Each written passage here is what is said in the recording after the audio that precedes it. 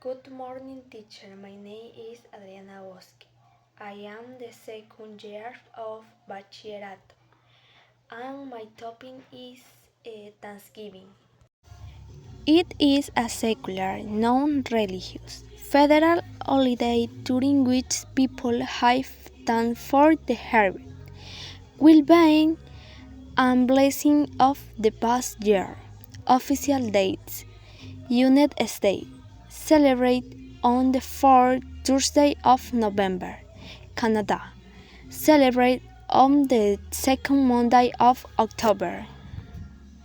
Tradition: family dinner. Families commonly gather to share a meal that included turkey, mashed potatoes, cranberry sauce, and pumpkin pie.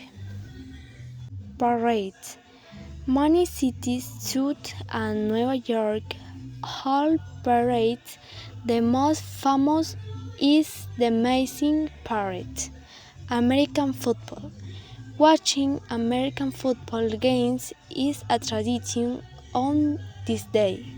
Significance: Thanksgiving is a time to reflect on the things we are grateful for and to spend time with loved ones.